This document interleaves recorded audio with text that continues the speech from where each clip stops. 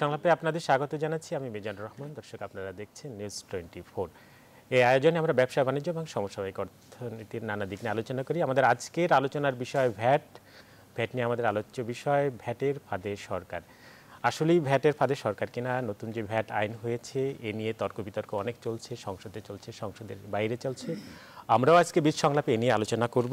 আলোচনার জন্য তিনজন অতিথি আমরা আমন্ত্রণ জানিয়েছি আমাদের স্টুডিওতে। আমার ডান দিক থেকে রয়েছেন ব্যবসায়ীদের শীর্ষ সংগঠন এফবিসিসিআইয়ের সাবেক প্রথম সহসভাপতি জসিমউদ্দিন। এরপরে রয়েছেন ইংরেজি দৈনিক দ্য ডেইলি ফাইন্যান্সিয়াল এক্সপ্রেসের বিশেষ প্রতিনিধি দৌলত আক্তার মালা, এবং সবশেষে রয়েছেন এফবিসির সাবেক সহসভাপতি এবং দোকান মালিক সমিতির সভাপতি হেলাল উদ্দিন। আপনাদেরকে স্বাগত জানাচ্ছি আমাদের আজকের এই আয়োজনে। আমরা আলোচনায় যেতে চাই। দর্শক, আপনারাও এই আয়োজনে আপনারা যুক্ত হতে পারবেন। আমাদের টেলিভিশন পর্দায় যে নম্বর রয়েছে, নম্বরে ফোন দিয়ে আপনারা মতামত জানাতে পারবেন। ভ্যাট নিয়ে কোনো প্রশ্ন থাকলে আপনারা সেই প্রশ্ন রাখতে পারবেন। তবে আমরা শুরুতে একটা প্রতিবেদন দেখে আসতে চাই। আমাদের সহকর্মী সুলতান আহমেদ সম্প্রতি পরিকল্পনা মন্ত্রীর একটি সাক্ষাৎকার নিয়েছেন। তিনি ভ্যাট নিয়ে সেখানে কথা বলেছেন। আমরা আমরা আমরা গতকাল আমাদের এখানে দৈনিক ডেইলি সানের সেখানে একটি গোলটেবিল বৈঠক হয়েছে। সেখানে আজকের অতিথিদের মধ্যেও কেউ কেউ ছিলেন। আমরা সেই প্রতিবেদনটি দেখে আসব। ভ্যাট নিয়ে কি আলোচনা হয়েছিল গতকাল সেই গোলটেবিল বৈঠকে। নানা সমালোচনার পরও অর্থমন্ত্রী তার বাজেট বক্তৃতায় 1 জুলাই থেকে নতুন ভ্যাট আইন বাস্তবায়নের কথা বলেছেন। বিষয়টি নিয়ে ব্যবসায়ী থেকে ভোক্তা পর্যায়েও আতঙ্ক বিরাজ করছে। কোন পণ্যে ভ্যাট থাকবে, কোনটাতে থাকবে না, ভ্যাটের কারণে পণ্যের দাম কতটুকু বাড়বে, এমন নানা প্রশ্ন সব মহলে। ইংরেজি দৈনিক ডেইলি সানের এক গোলটেবিল আলোচনায় ব্যবসায়ী থেকে ভোক্তা প্রতিনিধিরাও ভ্যাট নিয়ে তাদের আতঙ্কের কথা জানান। ব্যবসায়ী আর কি সব পণ্যের উপরে 15% হারে কনজিউমার্স থেকে ভ্যাট নিবে, এবং আইদার এই ভ্যাট জমা হোক বা না হোক। আজকে গোল্ডের দাম থেকে শুরু করে, সিমেন্টের দাম থেকে শুরু করে, রডের দাম থেকে শুরু করে, বিদ্যুতের দাম থেকে শুরু করে, যেভাবে আপনি বোঝান না কেন, আপনি 20,000 কোটি টাকার জায়গায় 30,000 কোটি টাকা নেবেন, দাম বাড়বে না, এইটা বলা খুব মুশকিল। আলোচনায় বিশ্লেষকরাও ভ্যাট 15% নিচে নির্ধারণের আহ্বান জানান। এটিকে কম রাখে যদি বিস্তৃত করা যেত তাহলে হয়তো এটির ফলে আরো দীর্ঘমেয়াদে এটির ফলে আরো বেশি উপকার আসতে পারত। It's not VAT on no VAT আইন, but it's about how we implement and what is the roadmap. প্রধান অতিথির বক্তব্যে অর্থ ও পরিকল্পনা প্রতিমন্ত্রী স্বীকার করেন ভ্যাটের বিষয়ে পরামর্শ উন্নয়ন সংস্থা IMF-এর। তবে নিত্যপণ্যের উপর যাতে প্রভাব না পড়ে সেদিকে খেয়াল রাখবে সরকার।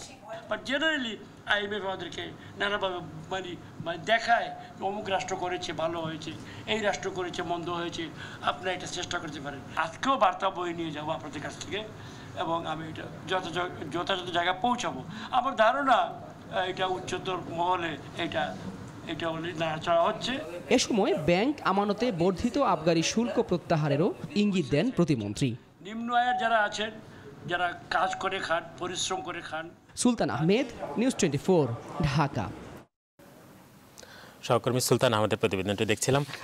হেলাল উদ্দিন, আপনি ছিলেন গতকালকের সেই বৈঠকে, সেখানে ভ্যাট নিয়ে নানা আলোচনা হয়েছে। আসলে আমরা যেটা বলেছি, সরকার নতুন আইন করে আসলে কি সরকারি বলা হচ্ছে, তর্ক বিতর্ক নানা চলছে। আসলে এ নিয়ে সরকার কতটা আমরা ফাঁদে পড়েছে, আসলে কি ফাঁদে পড়েছে কিনা নতুন ভ্যাট আইন নিয়ে? এখন তো এটার বোঝার বাকি নাই যে আসলে এক ধরনের ফাঁদের মধ্যে আমরা পড়ে গেছি বোধহয়। আপনি দেখেন দেশের উন্নয়নটা আজকে দৃশ্যমান, আজকে সারা দেশের উন্নয়নটা দৃশ্যমান। 1991 সালে আমি প্রায় বলি এখন যে ভ্যাটের সঙ্গে ভোটের সম্পর্ক আছে। 1991 সালে তৎকালীন প্রয়াত অর্থমন্ত্রী সাইফুর রহমান সাহেব ভ্যাট দিয়েছিলেন। 96-তে কিন্তু ওনাদের পরাজয় বরণ করতে হয়েছিল। এই কথাটা এই কারণে বললাম, যে কোনো জিনিসের জন্য সময়টা হচ্ছে খুব বেশি ইম্পর্টেন্ট। আপনি কোন সময় একটি নতুন আইন ভ্যাট চাপিয়ে দিচ্ছেন মানুষকে। যারা আইনটি প্রণয়ন করেছেন তারাই বলছেন যে আইনটি ইমপ্লিমেন্ট করতে গেলে সমস্যার সৃষ্টি হবে, প্রাথমিকভাবে সমাধান করা যাবে, সমস্যার সৃষ্টি হলে সমাধান করা যাবে। সময়টা কোনটা? যখন একটি সরকার 8 বছর 9 বছর দেশ পরিচালনা সাফল্যের সঙ্গে করেছেন এবং আগামী 1 বছর পরে নির্বাচন ওনাকে ফেস করতে হবে। সেই ক্ষেত্রে কি কারণে এই 2012 সালের আইনটি 2017 পরিবর্তে 2019 সালে হলে সমস্যাটা কোথায়? কেন আমাকে এই সময় এই আইনটি বলবৎ করতে হবে? এবং এই আইনে যে অনেকগুলো ব্যত্যয় আছে এই বিষয়ে এখানে জসিম ভাই হাসান এরপরে বলবেন। আমরা অনেক কথা বলেছি, সিরিজ অফ মিটিং করেছি, এনবিআর, সরকার এবং এই বিসিসিআই যৌথ 3 কমিটির সিদ্ধান্ত মোতাবেক 7টা প্রস্তাবনা দেওয়া হয়েছিল, সেইগুলো কিন্তু আমলে নেওয়া হলো না। আমরা যখন কথা বলি ওনারা তখন অস্বীকার করেন, আবার আমরা যখন চলে আসি তখন সেই কথাগুলো রিপিট করেন। আমরা কিন্তু এর আগে বলেছিলাম যে মাল্টি রেট ভ্যাট সারা পৃথিবীতে বহু দেশে আছে, ওনারা তখন মানতেই নারাজ, না সারা পৃথিবীতে কোথাও মাল্টি রেট নেই, ভ্যাট মানে সিঙ্গেল এই একটা ডিজিটে হবে, দ্বিতীয় কোনো রেট হয় না। আমরা বহুবার দেখাবার চেষ্টা করলাম, জসিম ভাই সেই কমিটি ফেডারেশন থেকে কনভেনার ছিলেন, দেখানোর পরে ওনারা দেখলে পরে বলে হ্যাঁ আচ্ছা ঠিক আছে আমরা জানাবো পরে আর জানার নাই। এই যে ঘটনা আজকে দেখেন এগুলো পরিষ্কার, দিবালোকের মধ্যে পরিষ্কার। আজকে স্বর্ণের ব্যবসায়ীদের মধ্যে যে আতঙ্ক বিরাজ করছে, আপনি যদি এক ভরি গোল্ডে 15% ভ্যাট দিতে হয় তাহলে স্ট্রেট ওয়ে 9 থেকে 10,000 টাকা পার ভরিতে বেড়ে যাবে। আর আমার পার্শ্ববর্তী দেশে 1% গোল্ডের উপরে ভ্যাট। তাহলে কোন লোক এমন দেশাত্মবোধ নিয়ে বসবাস করবেন যিনি বিয়ের জন্য গোল্ড কিনতে হয়, তার অন্য গিফটের জন্য গোল্ড কিনতে হয়, নিজের জন্য গোল্ড কিনতে হয়, তারা বাংলাদেশে গোল্ড না কিনে ওরা ভারতে চলে যাবে, এটা স্বাভাবিক নিয়ম। আজকে দেখেন এই যে গত বছর আমরা কি দেখলাম, এক কথা থেকে অন্য কথা চলে যাচ্ছে আর কি। গত বছর দেখলাম এই ভারতীয় হাই কমিশনার যে আমাদের ভিসা দেয় না, ওরা গত বছর 1 লক্ষ ভিসা স্ট্যাম্পিং করে ফেললেন রোজার মাসে, তোমরা যাও গিয়ে বাজার করে নিয়ে আসো। এই জিনিসগুলো আমাকে কিন্তু বুঝতে হবে। আজকে আমি একটা গ্লোবাল ওয়ার্ল্ডে বসবাস করি, আমি 2টা জায়ান্ট ইকোনমির পাশে আমাকে কিন্তু ব্যবসা করতে হয়, একটি ভারত একটি চায়না, তার পাশে আমি বসে আছি, ওখানে আমি কম্পিট করে করে করে করে কিন্তু আজকে এই জায়গা আমাদের একটা বিস্ময়কর আছে যে আমরা যখন যেটা ধরি আমরা সেটা ভালো করি। এবং আমাদের দেশ পরিচালনা বিশেষ করে গত 7-8 বছর মাননীয় প্রধানমন্ত্রী শেখ হাসিনার নেতৃত্বে যেভাবে দেশটি এগিয়ে যাচ্ছে, এখান থেকে আমার মনে হচ্ছে এই ভ্যাট আপনি আজকে আমার সামনে কতগুলো মেগা প্রজেক্ট কিন্তু, এবং সরকার সেগুলো দিয়েছে, আমার এই বিদ্যুৎ থেকে শুরু করে আমার পদ্মা সেতু কিন্তু 2018 সালে আমি দেখতে চাই এটা উদ্বোধন করা হয়েছে। এবং পদ্মা সেতু যদি উদ্বোধন করা না করতে পারে বর্তমান সরকার, তাহলে তার জন্য এটা একটা ব্যাকফায়ার হবে, কারণ এটা হচ্ছে স্বপ্নের সেতু বাংলাদেশের মানুষের জন্য এবং সেটা নিজের অর্থায়নে হচ্ছে। এখন আপনি ধরেন এই নতুন আইন বলবৎ করার সাথে সাথে এটা বুঝতে সময় লাগবে। টোটাল আইনটি হচ্ছে এক ধরনের মানে তথ্যভিত্তিক, এটা হাইলি প্রযুক্তি সম্পন্ন একটা আইন। এই আইনটি যদি আমি না বুঝি আমি কিভাবে ইমপ্লিমেন্ট করব, আমি কিভাবে এই আইনের মধ্যে নিজেকে সম্পৃক্ত করব, সেই ক্ষেত্রে রাজস্ব আয় কমে যাবে, আয় কমে গেলে আমার উন্নয়নটা বাধাগ্রস্ত হবে। আমি একটু দৌলত আক্তার মাল আপনার কাছে যেতে চাচ্ছি, অনেকদিন ধরে আপনি এনবিআর এর নিউজ বিট কভার করে আছেন, তো আমি প্রেক্ষাপটটা একটু জানতে চাবো। গত বছর এই নতুন ভ্যাট আইন কার্যকরের কথা ছিল, কিন্তু সেখান থেকে এনবিআর 1 বছর পিছিয়ে যাচ্ছে। তো যেটা বলা হচ্ছে কোন প্রেক্ষাপটে আসলে 15% ভ্যাট কার্যকর হচ্ছে, আপনি যদি একটু এনবিআর এর প্রেক্ষাপটটা আপনি দেখেছেন সেখান থেকে। ধন্যবাদ।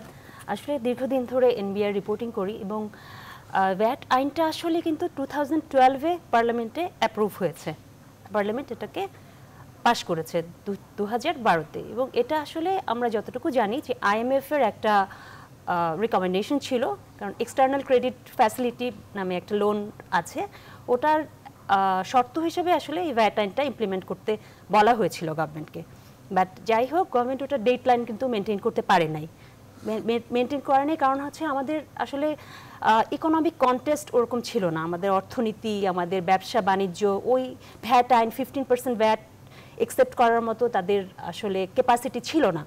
এবং এনবিআর এর যে ভ্যাট কমিশনারগুলো ছিল তাদেরও প্রস্তুতির দরকার ছিল, কারণ এটা আসলে বোথ ওয়ে, কারণ আমি ভ্যাট পাচ্ছি এবং ডিপোজিট করছি, দুই দিকেরই আপনার একটা প্রস্তুতির প্রয়োজন আছে।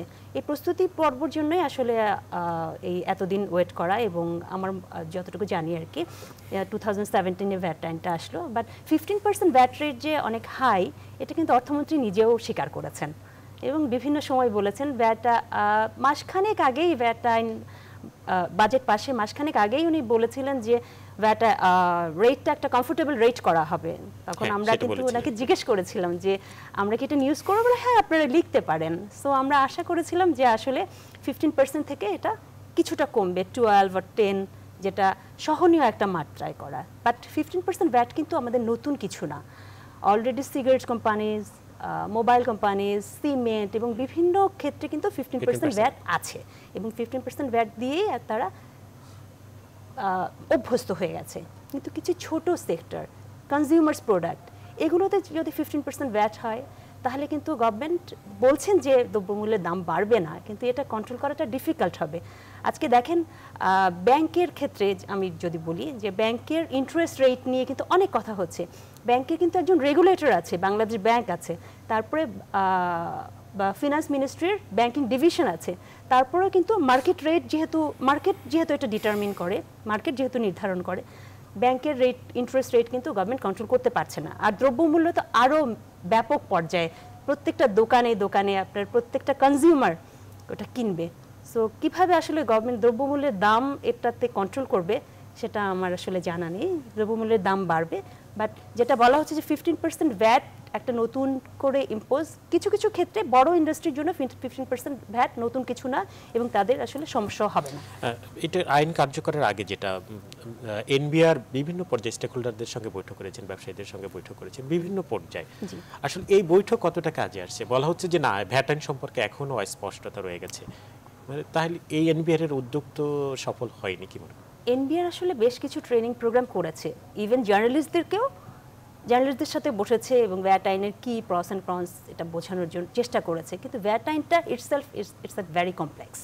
কারণ কিছুদিন আগে ক্যাবের সাথে একটা মিটিং হলো, ক্যাবের যে নেতাবৃন্দ আছেন ওনারাও বললেন যে জিনিসটা আসলে জটিল, এটা একটু বোঝানোর প্রয়োজন আছে। আর ভোক্তা, আমি তো আইনের বিভিন্ন ধারা এবং সেকশন এগুলো আসলে ভোক্তা হিসেবে আমি ওভাবে বুঝতে চাই না। আমি চাই যে আমি বাজারে যাব এবং আমি কত টাকা দেব, আমি এই প্রোডাক্টটা আগে 10 টাকা দিয়ে কিনতাম, এটাকে আমি এখন 15% অ্যাড করে আমাকে অ্যাডিশনাল পে করতে হবে কিনা।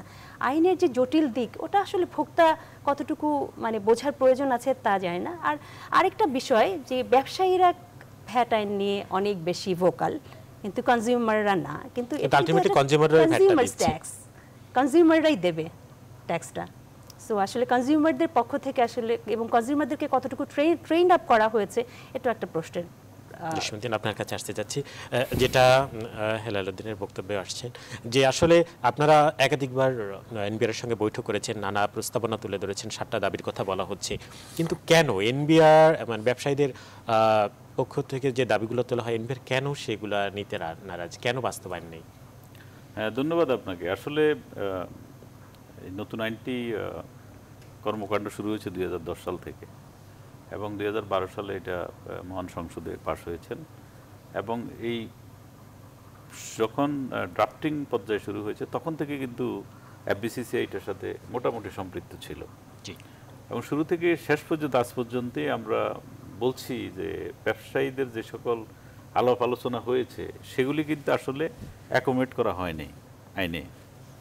যার কারণ 2012 সালে যখন আইনটি পাশ হলো, আইনটি পাশ হওয়ার পরে আইনটি যখন ইমপ্লিমেন্টেশনে গেল তখন দেখা গেল যে ব্যবসায়ীদের সাথে যে বিশাল ডিস্টেন্স রয়ে গেল। কারণ 91 সালের যে আইনটি করা হয়েছিল, এই আইনটি করার পর থেকে এই পর্যন্ত অনেক সময়ে সময়ে আপনার ডিসকাশনের মাধ্যমে আপনার বিভিন্ন সেক্টরের সুবিধা অসুবিধাগুলিকে অ্যানালাইসিস করার মাধ্যমে অনেকগুলি অ্যামেন্ডমেন্ট এসে কিন্তু একটা স্টেবল পর্যায়ে ভ্যাট আইনটা চলে আসছে। পুরানো আইনটা, নতুন আইনটি যখন আসলো বলা হলো এটাকে সিঙ্গেল রেটে ভ্যাট হবে। এখন প্রবলেম হচ্ছে সিঙ্গেল রেট ভ্যাট পৃথিবীতে খুব কম দেশেই সিঙ্গেল রেট ভ্যাট আছে। কিছু দেশে আছে যাদের ইকোনমি সাইজ বাংলাদেশের তো না, আমার মনে হয় ঢাকাও না, আমার বসুন্ধরা বা নারায়ণগঞ্জ এই ধরনের শহরের যে ইকোনমিক সাইজ এরকম, যেমন আফ্রিকান কিছু দেশে সিঙ্গেল রেটের ভ্যাট আছে, সিঙ্গেল ডিজিট ভ্যাট আছে। এখন প্রবলেমটা কোথায়? প্রবলেমটা হচ্ছে উনি যেটি বললেন যে আমাদের 15% ব্যাট, কিন্তু আমি কিন্তু 15% ব্যাট কমুক এটা কিন্তু আমি চাই না। কেন চাই না? এই জন্য যে 15% ব্যাট তো আমরা দিচ্ছি, কিন্তু আমরা তো আবার 1.5%ও দিচ্ছি, আমরা 3%ও দিচ্ছি, আমরা 4%ও দিচ্ছি, আমরা 7% দিচ্ছি, আমরা 10% দিচ্ছি। প্রায় 39টা সার্ভিস সেক্টর আছে যারা রিডিউস রেটে ব্যাট দিচ্ছে। তারপরে আপনার কিছু কিছু এরিয়াতে সেক্টরের জন্য ব্যাট আছে যেটি ট্যারিফ ভ্যালুর বেসিসে, ট্যারিফ ভ্যালুতে, যেমন রডের উপর 800 টাকা ব্যাট পার টনে, তার মানে 1%-এর নিচে। আবার আপনার ভোজ্য তেলের উপরও এরকম ছিল, আপনার সিমেন্টের একটা কম রেটের ব্যাট ছিল। এখন যদি এই আইটেমগুলি সবই যদি আমরা 15%-এ নিয়ে যাই তাহলে কি হলো? এটি একটি। আরেকটি হচ্ছে আমাদের যারা কমপ্লায়েন্স করতে পারে না, ব্যাটটা বর্তমান আইনটা কিন্তু বড়দের জন্য এবং মাল্টিন্যাশনালদের জন্য খুবই ভালো, কারণ যারা রেয়াত নিতে পারে, যারা রেয়াত নিতে পারে না তাদের জন্য কিন্তু আইনটা জটিল, এবং তাদের দেখা যাবে যদি সে রেয়াত না নিতে পারে তাইলে সে কিন্তু ডাবল ট্যাক্স দিচ্ছেন। সে 15% তার র মেটেরিয়ালসের উপর দিয়ে আসতেছেন, অ্যাগেন সে যখন বিক্রি করছেন সে আবার 15% ব্যাট দিচ্ছেন, তার মানে সে ডাবল ট্যাক্স দিচ্ছেন, 30% দিচ্ছেন। এখন বাংলাদেশের যে অবস্থা, বাংলাদেশের আমাদের অবস্থার উপরে নির্ভর করে তা আমাদেরকে আগাতে হবে। আমাদের দেশ উন্নত হচ্ছে, সরকার অনেক প্ল্যান দিছে, সরকারের অনেক বড় বড় মেগা প্রজেক্ট কাজ করছে। তো এগুলি তো ধরেন আমাদের যে পুরানো আইনটা ছিল ওইটারও কিন্তু একটা গ্রোথ আছে, প্রায় 20 থেকে 22% কিন্তু আমরা এভারেজে রেভিনিউ গ্রোথ আছে ওই পুরানো আইনটা থেকেই। ওইটা দিয়ে কিন্তু আমরা এত কিছু করতে পারছি। এখন নতুন আইন যদি করতে হয় তাহলে কিছু জায়গায় কাজ করতে হবে, যেই জায়গাগুলি আমরা এফবিসিসিআই এবং আপনার ব্যবসায়ীরা একটা যৌথ কমিটি ছিল, যৌথ কমিটি প্রায় 30টি মিটিং করেছি আমরা, সারা পৃথিবীর সমস্ত আইনগুলিকে আমরা বিচার বিশ্লেষণ করেছি, 1-to-1 কথা বলে। এবং ওখানে যারা যে কমিটির দ্বারা দায়িত্ব ছিল সবই কমিশনার লেভেলের মেম্বাররা, মানে কমিটিতে ছিল 5 জন এনবিআর এর, এবং আমাদের ব্যবসায়ী পক্ষ থেকে আমি ছিলাম এবং আমাদের আরও 3-4 জন কলিগ ছিল। তো সেখানে আমরা প্রায় 12টি আইডেন্টিফাই করেছি প্রবলেম, তার মধ্যে 7টিতে আমরা একমত হয়েছিলাম, যে একদম 100% একমত আমরা এবং এনবিআর, যে এটি যদি করা হয় তাহলে আমাদের জন্য অনেকটা ভালো হবে। আর কতগুলিতে আমরা একমত হতে পারি নাই, আমরা আমাদের দাবি দিয়েছি, এনবিআর এর দাবি দিয়েছে।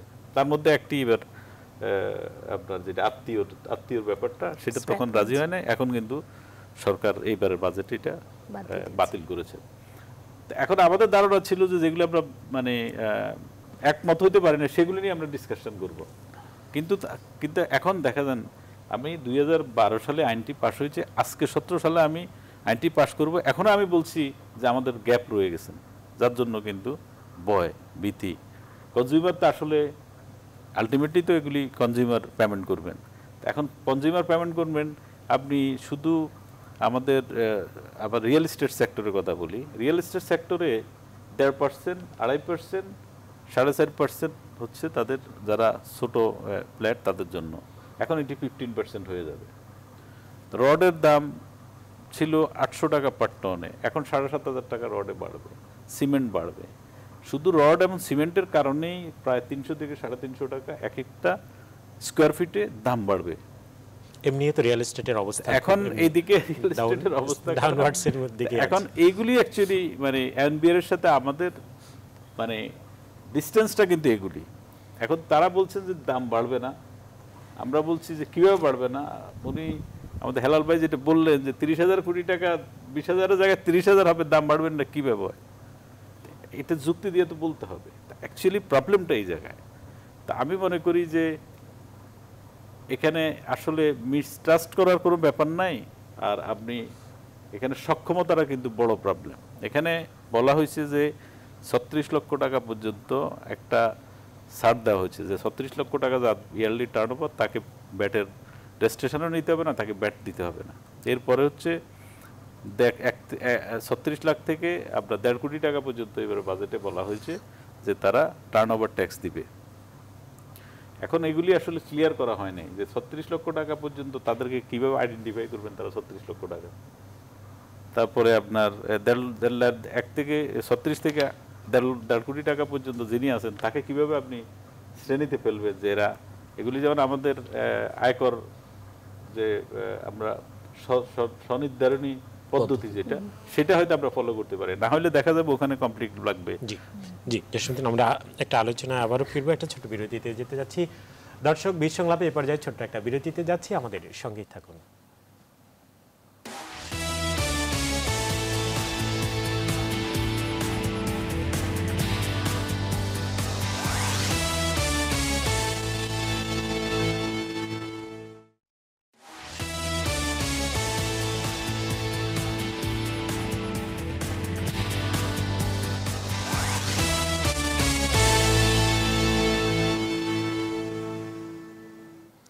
দর্শক বিশ সংলাপে আবারও স্বাগত, আপনারা দেখছেন নিউজ 24। আজ আমরা আলোচনা করছি ভ্যাট নিয়ে। আলোচনা শুরুতেই যেমনটা বলছিলাম যে পরিকল্পনা মন্ত্রীর সাক্ষাৎকার নিয়েছিলেন সম্প্রতি আমাদের সহকর্মী সুলতান আহমেদ। তিনি কি বলেছেন ভ্যাট নিয়ে, সেই বক্তব্য দেখে আসবো এক নজরে। 17-18 অর্থ বছরের বাজেট প্রস্তাব উত্থাপন করতে চাই। জাতীয় সংসদে 2017-18 অর্থ বছরের বাজেট ঘোষণার পর থেকে সমালোচনা থামছে না নতুন ভ্যাট আইন ও ব্যাংক আমানতের আবগারি শুল্ক নিয়ে। অর্থমন্ত্রী তার বাজেট বক্তৃতায় ঘোষণা করেন লাখ টাকার উপরে ব্যাংকে জমা থাকলেই কাটা হবে কমপক্ষে 800 টাকা। এছাড়া জুলাই মাসের শুরু থেকে নতুন আইনে বাস্তবায়ন হচ্ছে 15% ভ্যাট। পরিকল্পনা মন্ত্রী বলছেন আবগারি শুল্কের বিষয়ে নতুন করে ভাবতে হবে।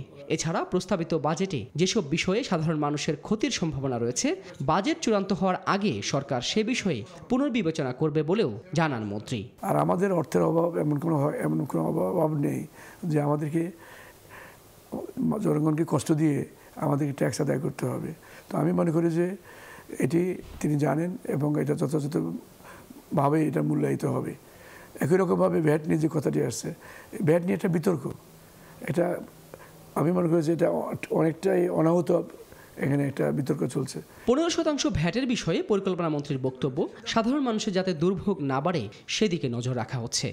অবস্থা দেখে মনে হবে এই বছরটা আমরা বাজেট দেন সংসদে ভ্যাট দিয়েছি, দেখতে হবে এগুলা কোনটা এসেনশিয়াল আইটেমস এবং জনগণ বেশি সম্পৃক্ত এবং জনগণের ক্যাপাসিটির বাইরে চলে যায় কিনা সেগুলো মূল্যায়ন করে সেখান থেকে মাননীয় প্রধানমন্ত্রী হয়তো দেখা যাবে যে সেখান থেকেও তিনি হয়তো রেটে অথবা আইটেমে ছাড় দিয়ে কোনো না কোনোভাবে সেগুলো তিনি মূল্যায়ন যথাযথভাবে করেই যা ব্যবস্থা নেওয়ার তাই তিনি ব্যবস্থা নেবেন। এবারের বাজেট রাজনৈতিক বিবেচনায় দেয়া হয়নি বলেও মত দেন আহম ও মুস্তফা কামাল। সুলতান আহমেদ, নিউজ 24, ঢাকা। সহকর্মী সুলতান আহমেদের প্রতিবেদনটা দেখছিলাম। হেলালুদ্দিন, আপনার কাছে যেতে চাচ্ছি। সরকারের দুই মন্ত্রীর কাছ থেকে যে বক্তব্য আসছে যে না সেটা পুনর্বিবেচনা করা হবে, তো কেন বাজেট দেওয়ার আগে এটা পুনর্বিবেচনা নেওয়া হয় না? তারা তো যেটা মনে হচ্ছে যে সরকারের দুই মন্ত্রীর কথায় যে এই ভ্যাট 15% দেওয়া হলে একটা বিরূপ প্রভাব পড়বে, সেই কথাটা তাদের কথায় উঠে আসছে। তো এই গ্যাপটা কেন? আমি আপনাকে বললাম না যে আসলে সময়টা হচ্ছে খুব দেখার, কোন সময় কোন জিনিসটা করছে এটা হচ্ছে সবচেয়ে বড় বিষয়।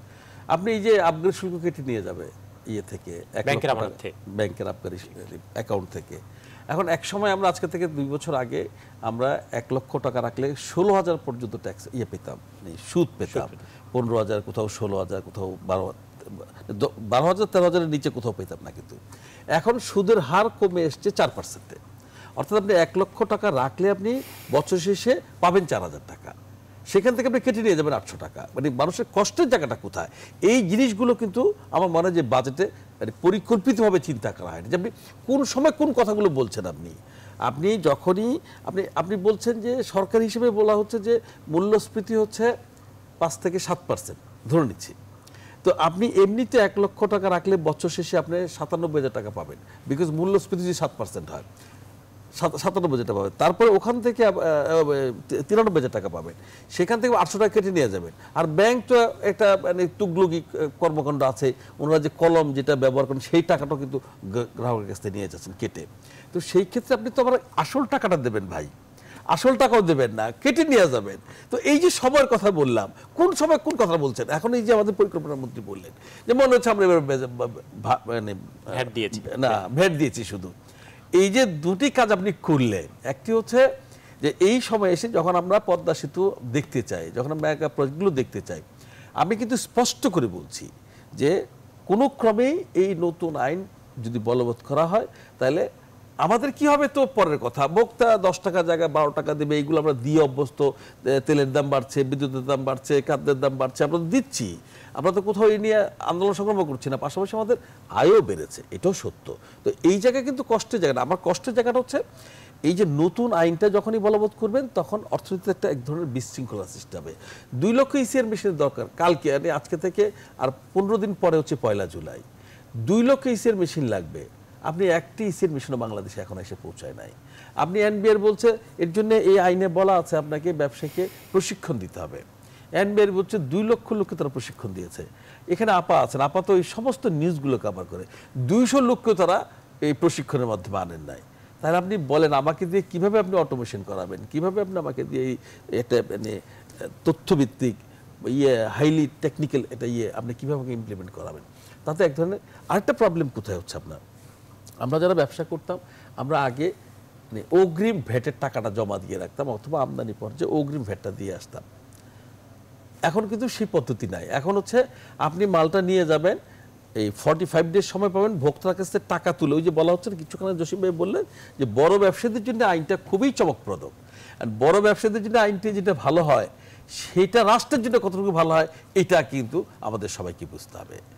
বড় ব্যবসার জন্য আইনটি খুব ভালো, তাহলে রাষ্ট্রের জন্য কতটুকু ভালো এইটা কিন্তু সবাই না বুঝলে এই জায়গাটা আমাদের কিন্তু একটা বড় ক্ষতি হয়ে যাবে। এখন ধরেন এই যে আমাদের টোবাকো কোম্পানি, আমরা তো পিনাট, আমরা যে ভ্যাট দিই সরকারের কোষাগারে 60 থেকে 70 কোটি টাকা, যারা 20 থেকে 22,000 কোটি ট্যাক্স দেন তারা কারা? তারা হচ্ছে যেটা আপা একটু আগে বললেন আমাদের টোবাকো কোম্পানি, আমাদের সেল ফোন কোম্পানিগুলো, তাদের এখানে কিন্তু বসানো আছে সব সিএ ফার্মের লোকগুলাকে ডজন হিসেবে বসানো আছে ওখানে, ওরা বসে হিসাবপত্র করছেন। আর আমার এনবিআর যারা এখন প্রমোটি অফিসার, যারা ইন্টারমিডিয়েট পাস করে এনবিআর ঢুকেছিলেন, এখন তারা সুপারিনটেন্ডেন্ট লেভেলে কাজ করছেন। এই সুপারিনটেন্ডেন্ট লেভেলের লোকজন কিভাবে ওদের কাছ থেকে হিসাব বুঝে এনে যে টাকাটা পরে দিবে, আমাদের ওই কালচার কিন্তু গড়ে ওঠে নাই যে বাকি কিনে বাকি খেয়ে নগদ টাকাটা দিয়ে আসবো। আমার যখন সুযোগ থাকবে 45 ডেজ আমার সুযোগ থাকবে আমার হাতে যে এই টাকাটা আমি 45 ডেজ পর্যন্ত আমি খাটাতে পারবো, সেই ক্ষেত্রে কিন্তু জাতীয় রাজস্ব বোর্ড এক ধরনের বিপাকে পড়বে। আমার ভয়টা আমি কিন্তু বারবার বলি আমরা ক্ষুদ্র এবং মাঝারি ব্যবসাদের প্রতিনিধিত্ব করি, আমাদের কিন্তু ব্যবসা চেতে বেশি দরদ দেশের প্রতি, কারণ আমি এই দেশ ছেড়ে যেতে পারবো না, আমার ছেলে মেয়েরা আমার পরবর্তী বংশধররা এই দেশে বসবাস করবে। সেই কারণে আজকে দেশের উন্নয়নটা দৃশ্যমান, আমি বারবার কথাগুলো বলি, সারা পৃথিবীর কাছে আমাদের অর্থনীতিটা রোল মডেল। তো আমরা সেখান থেকে পিছিয়ে যাওয়ার সেই সুযোগটা আছে। হ্যাঁ, নতুন আইনটা আপনি করতে চান, 2019 সালে নতুন সরকার হবে, নতুন সরকার বলে নতুন একটা আইন দেন। যদি সেই ক্ষেত্রে কোনো ব্যর্থ হয়, কোনো সমস্যার সৃষ্টি হয়, আপনি পর্যাপ্ত সময় পাবেন এই আইনটাকে রেকটিফাই করার জন্য, ভুল ত্রুটিগুলো শুধরাবার জন্য। এখন তো সময় পাচ্ছেন না। একটা ফুটবল খেলা 90 মিনিটের জন্য হয়, 5 মিনিট থাকে অতিরিক্ত সময়। তো 5 মিনিটে কি কোনো দল ফাউল করে? ফাউল করলে তো পেনাল্টি দিবে রেফারি, তো পেনাল্টি দিলে এক গোলে দল পিছিয়ে যাবে, ওই গোল কিন্তু পরিশোধ করা যাবে না, খেলা কিন্তু শেষ হয়ে যাবে। বিষয়টা হচ্ছে ওইরকম। বিরূপ প্রভাবের কথা বলছিলেন যে ক্ষুদ্র মাঝারি ব্যবসায়ীরাই বেশি ক্ষতিগ্রস্ত হতে পারেন, সেই ক্ষতির প্রভাবটা কেমন? আমি কিন্তু রেয়ার দিতে পারছি না, আমি কথাগুলো বারবার বলছি যে আমার সেই ইনফ্রাস্ট্রাকচার তৈরি হয়নি, আমি তার জন্য প্রস্তুত না। বড় ব্যবসায়ীরা এখনও কিন্তু তারা এই মানে ওনাদের সব ইকুইপমেন্ট নিয়েই কিন্তু ওনারা ব্যবসা পরিচালনা করছেন। বাট বাংলাদেশে ব্যবসায়ী কত? 2,70,00,000 ব্যবসায়ী, তার মধ্যে 2,50,00,000 ব্যবসায়ী হচ্ছে ক্ষুদ্র এবং মাঝারি, যাদের প্রযুক্তি সম্বন্ধে আইডিয়া নেই, যাদের মেশিন তাদের সামনে নাই। তো তাকে যদি সে রিয়াদ দিতে না পারে, তাহলে তো এই টাকাটা আলটিমেটলি ভোক্তাকে দিতে হবে। আর ভোক্তা যখন আমার যে কথা বলা হচ্ছে যে আমার ভয়টা কোথায়, আপনার যে কথা বললেন দিবে তো ভোক্তা, ঠিক আছে, ভোক্তা যদি কিনতে না পারে আমি বেচবো কার কাছ থেকে? ওর আয়ের সঙ্গে ব্যয়ের সঙ্গতি না থাকলে আমি তো বসে থাকবো। আমি একটু দৌলত আক্তার আপনার কাছে যেতে চাচ্ছি। হেলালুদ্দিন বলছিলেন যে এনবিআর এর সক্ষমতা নিয়ে, আসলে নতুন ভ্যাট আইন কার্যকর হতে যাচ্ছে, এনবিআর কতটা প্রস্তুত? এনবিআর এর সক্ষমতা, এনবিআর এর প্রস্তুতি নিয়ে আসলে আমারও একটু প্রশ্ন আছে। যতটুকু আসলে 12টা কমিশনারেট আছে ভ্যাট সারা দেশে, যারা ভ্যাটের বিভিন্ন জুরিসডিকশন বিভিন্ন এরিয়া অনুযায়ী কাজ করে, যেমন ঢাকায় 4টা আছে, Dhaka south, north, east, West. তো ওইখানে আসলে ওদের প্রস্তুতিটা আমার দৃষ্টিতে আসলে যথেষ্ট না, এটা আমার কাছে মনে হয়। তবে একটা জিনিস যেটা হেলাল ভাই বললেন যে ছোট ব্যবসায়ীরা এফেক্টেড হবে, মাঝারি ব্যবসায়ীরা এফেক্টেড হবে, ছোট ব্যবসায়ীদের কাছ থেকে আসলে ভ্যাট কালেকশনের পরিমাণ কিন্তু খুবই কম এখন পর্যন্ত। এবং যদি কিছু মনে না করেন, আমাদের ব্যবসায়ী 2জন ভাই আছেন, তারপরেও বলছি যে ভ্যাটের ফাঁকি কিন্তু অনেক বেশি আমাদের দেশে। কনজিউমাররা আমরা ঠিকই ভ্যাট দিচ্ছি, কিন্তু সেই ভ্যাটটা গভর্নমেন্ট এক্সচেকারে জমা হচ্ছে না, সরকারি কোষাগারে জমা হচ্ছে না। যে বড় ব্যবসায়ীদের কথা বললাম, আসলে মোস্ট অফ দ্য 60 to 70% আসলে বড় ব্যবসায়ীদের কাছ থেকে আসে, ছোট ব্যবসায়ীদের কাছ থেকে খুব কম আসে। যার জন্য এবার ভ্যাট আইনে যেটা করেছে, for the first time existing VAT আইনে কিন্তু কোনো এক্সাম্পশন লিমিট নাই, কিন্তু এই নতুন ভ্যাট আইনে একটা এক্সাম্পশন লিমিট দিয়েছে যে 36 লক্ষ টাকা পর্যন্ত যাদের বিজনেস টার্নওভার তারা ক্ষুদ্র ব্যবসায়ী এবং তাদের ভ্যাট রেজিস্ট্রেশন না নিলেও হবে, এবং নতুন একটা টার্নওভার ট্যাক্স যে 4%, একটা রিডিউস ট্যাক্স যাদের 15 কোটি টাকা পর্যন্ত বিজনেস টার্নওভার, 1.5 কোটি, সরি 1.5 কোটি টাকা পর্যন্ত, 80 লক্ষ থেকে 1.5 কোটি টাকা পর্যন্ত যাদের বিজনেস টার্নওভার, ওটা বাড়িয়েছে, এটা 36 লাখ থেকে 1.5 কোটি টাকা পর্যন্ত যাদের বিজনেস টার্নওভার, হ্যাঁ, তাদের জন্য একটা 4% টার্নওভার ট্যাক্স। তো মানে আমার কাছে যেটা মনে হয় যে ক্ষুদ্র ব্যবসায়ীরা ইনিশিয়ালি ওইভাবে এফেক্টেড হয়তো হবে না, যারা প্যাকেজ ভ্যাট বলে একটা সিস্টেম ছিল এবং এটার জন্য আসলে রাস্তায় নেমে গিয়েছিল ব্যবসায়ী, পুরনো ঢাকার ব্যবসায়ী ঐক্য সমিতি, যে আমাদের প্যাকেজ ভ্যাটটা বহাল থাকতে হবে। তো ওই প্যাকেজ ভ্যাটের আন্ডারে যারা আছে আমার ধারণা তারা এক্সাম্পশন লিমিটে চলে আসবে, তারা অব্যাহতিতে চলে আসবে। হ্যাঁ, তো আর আরেকটা কথা একটু হেলাল ভাইয়ের কথার যোগ ধরে বলি যে এক্সাইজ ডিউটি, আবগারি শুল্ক নিয়ে যে কথাটা বলছিল, আবগারি শুল্ক কিন্তু আসলে 1991 সালে যখন ভ্যাট আইন হলো তখন কিন্তু আবগারি শুল্কটা রিপ্লেস করেই ভ্যাট আইনটা হয়েছে। যেসব জায়গায় আবগারি শুল্ক আছে সেগুলো জায়গায় ভ্যাট বসিয়েছে গভর্নমেন্ট। এবং এখন বর্তমানে আসলে এক্সাইজ ডিউটি দুটো জায়গায় আছে, আবগারি শুল্ক দুটো জায়গায় আছে, একটা হচ্ছে এয়ার টিকেট আর একটা হচ্ছে ব্যাংক ইন্টারেস্ট।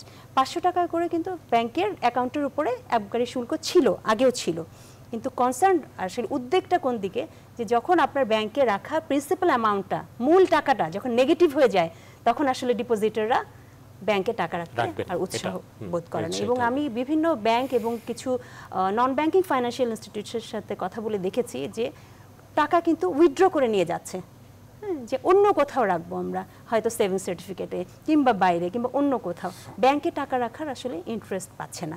তো আমার কাছে যেটা মনে হয় যে 500 টাকা তো ছিলই আমাদের, ওটা একটা সহনীয় পর্যায়ে যদি গভর্নমেন্ট সেট করতে পারে, যে ডিপোজিটটাকে ডিসকারেজ না করা গভর্নমেন্টের।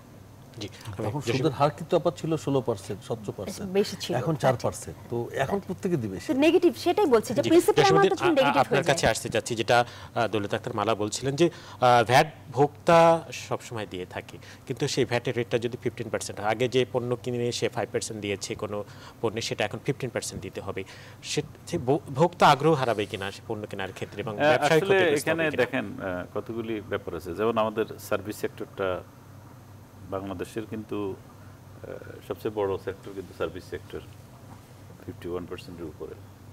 তো সেখানে আমাদের যে সার্ভিস সেক্টরের যে জায়গাগুলি ছিল সেখানে তো ভ্যাটটা সরাসরি এফেক্ট হচ্ছে এবং সরাসরি আপনার কনজিউমার এফেক্ট হবে। সাথে সাথে আমাদের উনি যেটি বললেন যে অবশ্যই যখন আপনার জিনিস দাম বাড়বে, আমার যদি কোনো জিনিসের দাম বাড়ে তখন আমার সক্ষমতা যখন কমে তখন কিন্তু আমি কনজাম্পশন কমায় দিই। যখনই কনজাম্পশন কমাবে তখন কিন্তু ইন্ডাস্ট্রির উপর এফেক্ট আসবে, ইন্ডাস্ট্রির উপর এফেক্ট আসবে অবশ্যই। এটা তো মানে অর্থনীতির সূত্র। আরেকটি জিনিস হচ্ছে দেখেন, সরকারের কতগুলি মানে প্রবলেমটা হয় কি, আমাদের যখন বাজেটটা হয়, এই বাজেটের সময় দেখা যায় যে সরকারের যে কতগুলি স্টেক হোল্ডার আছে, স্টেক হোল্ডার বলতে ব্যবসায়ীর একটা স্টেক হোল্ডার, কমার্স মিনিস্ট্রি একটা স্টেক হোল্ডার, শিল্প মন্ত্রণালয়ের একটা স্টেক হোল্ডার, তারপরে অর্থ মন্ত্রণালয়ের স্টেক হোল্ডার, কিন্তু স্টেক হোল্ডারদেরকে কনসেন্ট নিয়ে যে রেভিনিউ বাজেটটা করা হয় এটা কখনোই করা হয় না। যার কারণে দেখা যায় সরকার একটা ভীষণ একরকম সেট করেছে, বাজেটে কিন্তু আরেকটা প্রতিফলন এসেছে। আপনি দেখেন সোলার প্যানেলের উপরে ব্যাট বসানো হয়েছে। এখন সোলার প্যানেল গভর্নমেন্টের 2030 সালের যে টার্গেট, বা এই টার্গেটে আমরা 2021 সালে আমরা 30,000 মেগাওয়াটে আমরা বিদ্যুতে যাব। সেখানে 10% আমাদের কমিটমেন্ট হচ্ছে আমরা 10% রিনিউয়েবল এনার্জি নিয়ে আসবো, এবং সরকার সেই লক্ষ্যে কিন্তু কাজ করছে। সরকার আপনার গ্রামে গঞ্জে, ইভেন এখন যে আমাদের ইউনিয়ন পর্যায়ে যে সকল ডেভেলপমেন্টগুলি হচ্ছে ওখানেও কিন্তু ম্যান্ডেটরি হিসেবে 10% টাকা কেটে নিয়ে সোলারের জন্য বরাদ্দ দেওয়া হচ্ছে গ্রামে গঞ্জে আপনার বিদ্যুৎ দেওয়ার জন্য। সে জায়গায় আপনি যেখানে কোনো ডিউটি ছিল না সেখানে 5% ডিউটি ছিল, ব্যাট ছিল না, সেখানে 10% ডিউটি বসানো হয়েছে, 15% ব্যাট বসানো হয়েছে, এআইটি বসানো হয়েছে, প্রায় 39% এখন করা হয়েছে। বলা হয়েছে যে লোকাল ইন্ডাস্ট্রিকে প্রোটেকশন দেওয়ার জন্য। জি, আমাদের একজন দর্শক আছে আমাদের সঙ্গে, যদি আমরা একটু দর্শকের কাছ থেকে দর্শক, আপনি কোথা থেকে বলছেন এবং আপনার নাম? আমি রাজশাহী পরিবেশক সমিতির সাধারণ সম্পাদক মোহাম্মদ সাইফুল ইসলাম টুকু বলছিলাম। জি জি বলুন। হ্যালো, জি আমরা শুনতে পাচ্ছি। আমার প্রশ্নটা হলো যে আমরা পরিবেশক কোম্পানি থেকে একটা নির্ধারিত রেটে পণ্য কিনি, নির্ধারিত রেটে পণ্য ক্রয়ের সময় ওনারা কিন্তু ভ্যাট 15% যোগ করে আমাদের কাছে পণ্যের দাম নেয়। এখন কথা হলো আমরা যখন পণ্যটা বিক্রি করি তখন আমাদের দেখা যাচ্ছে 1%, 2%, 3%, ওদের 4% কমিশন থাকে নির্দিষ্ট। আমাদের ব্যবসার আবার সিজন অফ সিজন আছে। যখন অফ সিজন থাকে তখন দেখা গেল যে আমার যদি 1 লাখ টাকা অফিস মেইনটেনেন্স কর্মচারী দিয়ে খরচ হয়, দেখা যাচ্ছে 50,000 টাকা কমিশন এসছে। ভাইরাজ আবার কখন দেখা যাচ্ছে পিক সিজন থাকে তখন দেখা যাচ্ছে 1 লাখ টাকা খরচ হলে 3 লাখ টাকা হচ্ছে। তা আমার যখন আমাকে কমিশনের উপর 15% দিতে বলতেছে, তাহলে যখন আমার 1 লাখ টাকা খরচ হচ্ছে, 50,000 টাকা অফ সিজনে প্রফিট হচ্ছে, তাহলে তখন কি আমার পকেটের ক্যাশ থেকে ভ্যাট দিব সরকারকে? জি জি, আমরা আপনার প্রশ্নের উত্তর দিব, একটা ছোট বিরতিতে যাচ্ছে আবারও, তারপরে সে আমরা দর্শকের প্রশ্নের উত্তর দেব। দর্শক, আবারও বীজ সংলাপে একটা ছোট বিরতিতে যাচ্ছে, আমাদের সঙ্গেই থাকুন।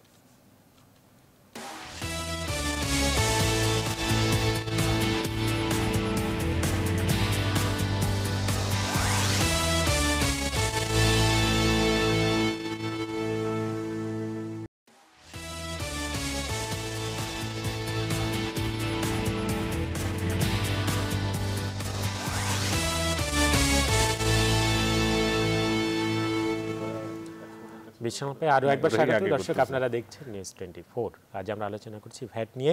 আমরা সরাসরি আলোচনায় যেতে চাচ্ছি। জসীমউদ্দিন, আপনার কাছে যেতে চাচ্ছি। একজন দর্শকও বলছিলাম যে সোলারের কথাটা। তো এখন দেখেন, সরকারের একরকমের মাননীয় প্রধানমন্ত্রীর বা আমাদের বিদ্যুৎ মন্ত্রণালয়ের রকম প্ল্যানিংটা হচ্ছে একরকম, কিন্তু এখানে মানে আমাদের বাজেটে ইমপ্লিমেন্টেশনটা হয়েছে আরেক রকম। তো এখন কিন্তু সরকারের যে প্ল্যানটা সেটা কিন্তু বিঘ্নিত হচ্ছে। আরেকটা জিনিস হচ্ছে, উনি যেটা বললেন যে অত্যন্ত একদম এটাই ট্রুথ কিন্তু বাংলাদেশে, যে একজন হোলসেলার সে তার 15% ফ্যাক্টরি থেকে মাল নিয়ে এসে হোলসেল করে, তারা কিন্তু সেল করে তাদের মানে সামান্য কিছু প্রফিট রেখে কিন্তু তারা বিক্রি করে দেয়। যে এই টাকাটা থাকবে, তার যে খরচ বরচ দিয়ে যে টাকাটা থাকে, এই টাকাটার উপরে যদি সে 15% ব্যাট দেয়, সে যদি রেয়াত নিতে না পারে তাহলে কিন্তু তাকে আবার 15% ব্যাট দিতে হচ্ছে, যদি রেয়াত নিতে না পারে। আমাদের পুরানো টাকা বা আমাদের বড় বড় হোলসেল বাজারগুলিতে আপনি দেখেন যে আসলে কি তাদের সক্ষমতা ওইরকম আছে কিনা, তারা কি রেয়াত নিতে পারবে কিনা।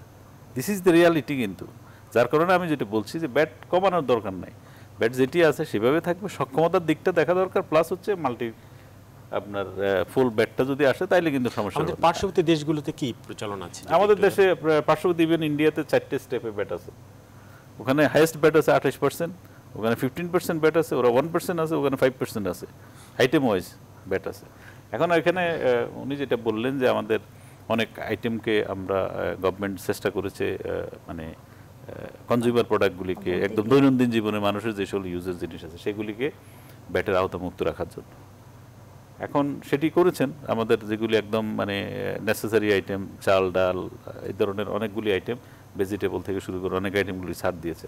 সাথে সাথে কতগুলি আইটেমস গভর্নমেন্ট যখন ব্যাটটা ইমপ্লিমেন্টেশন করে তখন বলা হয়েছিল যে এক্সিস্টিং যে সকল ছাড় দেওয়া আছে সেই আইটেমগুলিকে রাখা হবে একদম, যেগুলি খুবই প্রয়োজন, আর যেগুলি আপনার আরও কিছু আইটেমকে গভর্নমেন্ট এটার ইনক্লুড করবে। এখন যেটা হয়েছে বাজেটে, যেমন প্লাস্টিকের আপনার একদম মানে প্লাস্টিকের সব আইটেমের উপর ব্যাট আছে 15%, কিন্তু কিছু আইটেম আছে যেটি একদম মানে মানে কম আয়ের মানুষ ইউজ করে, যেমন প্লাস্টিকের পেয়ালা, থালা, বাটি, জগ, গামলা, এই সকল আইটেম, এগুলো একদম আপনার সাধারণ মানুষ ইউজ করে, সেগুলির উপরে এখন আগে ব্যাট প্রত্যাহার ছিল, এবারে বাজেটে কিন্তু ওগুলির উপরে ব্যাট 15% বসানো হয়েছে। রিসাইক্লিং কিন্তু একটা বিশাল বড় সরকারের জন্য দরকার। সেটি হচ্ছে বাংলাদেশে যেহেতু কালেকশন সিস্টেমটা ডেভেলপ করে নাই, আমাদের মানে বর্জ্য ব্যবস্থাপনা কিন্তু আমাদের উন্নত না। এখন আমাদের টোকাইরা বিভিন্নভাবে কিন্তু কালেকশন হচ্ছে, ওগুলির উপরে ব্যাট ছিল না, এবার সেগুলির উপরও ব্যাট বসানো হয়েছে, প্লাস্টিক এবং সব আইটেমের উপরে। প্লাস্টিকের চপ্পল, রাবারের চপ্পল আপনার 120 টাকা দাম পর্যন্ত, এগুলিতে ব্যাট ছিল না। এবারের বাজেটে সেগুলি ব্যাট পড়ছে। চপ্পল কারা ইউজ করে? একদম রিক্সাওয়ালা, মুদি দোকানদার, মানে একদম নিম্ন আয়ের মানুষ, একদম প্রান্তিক পর্যায়ের মানুষ কিন্তু এই সকল আইটেমগুলি ইউজ করে। ওয়ারাজ ফ্রিজ, রেফ্রিজারেটর, আপনার টেলিভিশন না, আপনার এয়ার কন্ডিশনার, মোটরসাইকেল, এগুলির উপর থেকে ব্যাট প্রত্যাহার করা হয়েছে। প্রত্যাহার করা হয়েছে, আমি মানে এটার বিরোধী না, লোকাল ইন্ডাস্ট্রিকে সাপোর্ট আমি এটার বিরুদ্ধে না। কিন্তু আপনি দেখেন কমপ্লিটটা দেখেন, যেখানে একদম প্রান্তিক পর্যায়ের মানুষ যেটা ইউজ করবে সেটার উপর ব্যাট বসানো হয়েছে। একদম ফ্রিজ, টেলিভিশন তো একটা মোটামুটি একটা স্টেজে গেলে মানুষ ইউজ করে। আমি কিন্তু ওইটার বিরুদ্ধে না, লোকাল ইন্ডাস্ট্রিকে হ্যাঁ। তো এখন হচ্ছে দেখেন মানে কমপ্লিটটা কোথায় এবং কোন জায়গায় আমাদের মানে ইয়েগুলি মানে প্রবলেমগুলি। আমি মনে করি যে যারা এই মানে সাথে সম্পৃক্ত, ওনাদের উচিত ছিল যে এগুলি আসলে এফবিসিসিআই যে প্রস্তাবগুলি দিয়েছে, এইসব প্রস্তাবটা এফবিসিসিআই দেয় নাই, বিজনেস কমিউনিটি থেকে এইসব প্রস্তাবগুলি দেওয়া হয় না। এফবিসিসিআই যেসব প্রস্তাবগুলি দেওয়া হয়েছে সেগুলিকে যদি নিয়ে কাজ করা হতো তাইলেও তো একটা আপনার একটা সহনীয় পর্যায়ে হতো। এখন অনেক ভালো বাজেটে কিন্তু অনেক ভালো দিক আছে। আমরা কিন্তু এই যে মাননীয় পরিকল্পনা মন্ত্রী যেটা বলেছেন যে বাজেটটা মনে হচ্ছে ব্যাট উপস্থাপন করা হয়েছে, বাজেটে কিন্তু অনেক ভালো দিক আছে। ইম্পোর্ট পর্যায়ে কিন্তু অনেক ভালো আছে, লোকাল ইন্ডাস্ট্রিকে অনেক প্রোটেকশন দেওয়া হয়েছে, আমাদের শিক্ষা খাতে, আমাদের মানব সম্পদ উন্নয়নের খাতে কিন্তু অনেক বাজেট এসেছে। একজন দর্শক আছে, আমরা একটি দর্শকের ফোনটা নেব। দর্শক, আপনার নাম বলে প্রশ্ন করুন, কোথা থেকে বলছেন? আসসালামু আলাইকুম। ওয়ালাইকুম সালাম, জি বলুন। আমি চট্টগ্রাম থেকে বললাম, আমি একজন ক্ষুদ্র ব্যবসায়ী। জি, আমার প্রশ্নটা ছিল আপনাদের কাছে, আমরা যে এরকম ছোট ব্যবসায়ী, কিন্তু অনেকে বড় ব্যবসায়ী কাছে, কিন্তু আমরা দৈনিক 4,000-5,000 টাকা সেল হয়, এরকম দিন আছে। কিন্তু আমাদের বিষয় হলো যে আমাদের ব্যাট দিতে হবে বছরে নাকি 28,000 টাকা। কিন্তু আমাদের সরকারি যেগুলো লিস্ট থেকে আমরা যে সেগুলো সরকারি লিস্ট, আমরা সরকারি লিস্ট দিই আপনার 12,000 টাকা। তাহলে সেই জায়গায় এক বছর আমরা দোকান ভাড়া দিই 12,000 টাকা, আর আমাদের ব্যাট দিতে হবে 28,000 টাকা। এটা কি? জি, আমরা আপনার প্রশ্ন বুঝতে পেরেছি। এলালউদ্দিন, আপনি যদি এই বিষয়ে বলেন। আমি খুব মোটা দাগে বলি আপনাকে। এবারে বাজেটে দেখেন, আমি গত পরশুদিন দেখলাম বিশাল আলোচনা মানে সমাবেশ। সেখানে কি করা আছে, বিড়ির শ্রমিকরা বলছেন ওনাদের মানে ট্যাক্স ধরা হচ্ছে 105%, আর যারা টোবাকো কোম্পানি অটোমেটিক মেশিনে বানায় তাদের ধরা হচ্ছে 65%। খুব মোটা দাগে বলছি কিন্তু আপনাকে। আপনি এবার কর্পোরেট ট্যাক্স কমানো হলো, ব্যাংকের কর্পোরেট ট্যাক্স 5% কমানো হলো। ব্যাংকের কর্পোরেট ট্যাক্স 5% কমাইতে গেলে কি পরিমাণ টাকা আমার ক্ষতি হয়, আর ওই আবগারি শুল্ক কাটলে কি পরিমাণ টাকা লাভ হয়। আপনি আলোচনা শুরুতে বলছিলেন ভ্যাট আর ভোট। আমরা আজকে সাবজেক্ট বলেছিলাম যে ভ্যাটের ফাঁদে সরকার আগামীতে নির্বাচন ঘনিয়ে আসছে। আসলে এইটা কেমন প্রভাব পড়বে? আমরা আলোচনা শেষের দিকে জিনিসটা পরিষ্কার তো আপনি দেখেন না, মানে বড় ব্যবসায়ীরা কানে কানে বলে দিবে সেটা ঠিক হয়ে যাবে, আর আমাদের মতো ছোট ব্যবসায়ীদের রাস্তায় চিল্লাইতে হবে, কথা বলতে হবে, মানে গলা শুকায় ফেলতে হবে, তারপর আমাদেরটা কার্যকর হবে না। এই হচ্ছে অবস্থাটা। তো এই অবস্থা যদি হয়, তো ওই যে ভ্যাটের সঙ্গে ভোটের সম্পর্কটা আমি যে কথাটা বলার চেষ্টা করেছি, এই জায়গাগুলো অবশ্যই এখন দেখতে হবে আসলে এই বাজেটটি কেন আজকে বিতর্কের জায়গায় চলে এসছে, সময়টাকে সঠিক ছিল কিনা। 2012 সালের আইনটি 2017 সালে না করে কেন 2019 সালে করছেন না? কেন আপনাকে তড়িঘড়ি করে 1 বছর আগে বসাইতে হবে? এবং এই আইনটি যে জটিল, এই আইনটি যে প্রবলেম সৃষ্টি করবে, আইনটি যারা প্রণয়ন করেছেন, আইনটি যারা বাস্তবায়ন করার চেষ্টা করেছেন, প্রত্যেকেই এই কথাগুলো বলছেন। তাহলে কোন সময় আপনি এই গুরু দায়িত্বটা নিতে চাচ্ছেন? আজকে যেটা জসিম একটু আগে বললেন, আজকে আপনি যে প্লাস্টিকের স্যান্ডেলগুলো, যেগুলো আপনি মসজিদ থেকে স্যান্ডেল চুরি হয় না, বিকজ সবাই দেখবেন মসজিদ এখন প্লাস্টিকের স্যান্ডেল নিয়ে অলমোস্ট নামাজে যাচ্ছে। কেন? ওই স্যান্ডেলটার দাম হচ্ছে 80 টাকা, 90 টাকা, 100 টাকা। এই স্যান্ডেলটা যদি আপনি এখানে ভ্যাট বসিয়ে দেন, কালকে ভারত থেকে, চায়না থেকে এই স্যান্ডেলগুলো বাংলাদেশে এসে এই স্যান্ডেল সাপ্লিমেন্টারি ট্যাক্স যদি তুলে দেন, এই স্যান্ডেলগুলো বিক্রি হবে 40 টাকা, 50 টাকায়। তো আমার দেশের শিল্পগুলো কি হবে? আমার দেশে যারা শিল্প করছেন, যারা আজকে ক্ষুদ্র মাঝারি শিল্প যারা মানে তৈরি করছেন এই মালগুলো, তাদের কি অবস্থা দাঁড়াবে? মানে সব কিছু যদি বিবেচনায় নেন, আসলে একটি বাজেট আমাকে কিন্তু খেয়াল করতে হবে। আমি যখন ব্যবসা করি খেয়াল করি যে চায়না কোন জিনিসটা তৈরি করে, বাংলাদেশ কোন জিনিসটা তৈরি করে, আমার কোন জিনিসটা বেশি চলে। এই কি দাবি থাকবে আসলে সরকারের কাছে? একেবারে দাবি তো একদম পরিষ্কার, একটু আবগারি শুল্ক তুলে দিতে হবে, বিকজ ব্যাংক ইন্টারেস্টটা কমে এসছে, মানুষ এমনি কষ্টে আছে। সোজা হিসাব, যারা ক্ষুদ্র মানে বিনিয়োগ মানে যারা টাকা রাখেন ফিক্সড ডিপোজিট করে 1 লক্ষ 2 লক্ষ টাকা, এটা তো কোনো টাকার মধ্যে পড়ে না রে ভাই এখন আর। তো এই টাকার মধ্যে যদি আপনি টাকাটা কেটে নিয়ে যান, আপনি দেন এখন 4%, আবার ব্যাংক বিভিন্ন কিছু কেটে নিয়ে আপনি টাকাই পাচ্ছেন না, আবার মূল্যস্ফীতি আছে। অতএব এইটা এই বছর তুলে দিতে হবে। আর আপনার কাছে আমি শেষ করে ভ্যাট আইনটা 2019 সালে নতুন সরকার নতুনভাবে ইমপ্লিমেন্ট করবেন, এটা হচ্ছে আমাদের প্রত্যাশা। দৌলত আক্তার মালা, আপনার কাছে আমরা একেবারে আলোচনা শেষের দিকে চলে আসছি। কোন বিষয়গুলোর দিকে নজর দেওয়া উচিত আসলে আপনার বিশ্লেষণ? আমার আসলে যেটা মনে হয়, জসিম ভাই যেরকম বললেন যে সোলার প্যানেলের উপরে ভ্যাট ইম্পোজ করা হয়েছে, গভর্নমেন্টের আসলে করনীতি যেগুলো দেয় একটা অর্থ বছরে, সেগুলোর উপরে আসলে ইম্প্যাক্ট অ্যানালিসিস হয় না, যে এই যে একটা করনীতি করলাম কিংবা করতে যাচ্ছি, এটার ইম্প্যাক্ট কি, এবং বিজনেস কমিটি এবং বিসিসিআই থেকে যেটা জসিম ভাই বললেন যে প্রপোজালগুলো দেয়, এগুলো ভালো মতো বিশ্লেষণ করে আসলে করনীতিগুলো দেওয়া উচিত, যাতে পরবর্তীতে আমরা প্রায় দেখি যে আইন পাশ করার পর আবার নতুন করে এসআরও অর্ডার এগুলো দিয়ে এক্সামশন দিতে হয়, কারণ কিছু কিছু ইন্ডাস্ট্রি এফেক্টেড হয়ে যায়, ক্ষতিগ্রস্ত হয়ে যায়, সার্ভাইভালের প্রশ্ন থাকে যে কন্টিনিউ করতে পারতেছে না বিজনেস। সো এই জন্য আমার কাছে মনে হয় যে গভর্নমেন্টের ইম্প্যাক্ট অ্যানালিসিস এবং রিসার্চ গবেষণা এগুলো করে করনীতিগুলো দেওয়া উচিত, যেহেতু এটা প্রত্যেকটা পার্সন, প্রত্যেকটা ইন্ডিভিজুয়ালকে এফেক্ট করছে।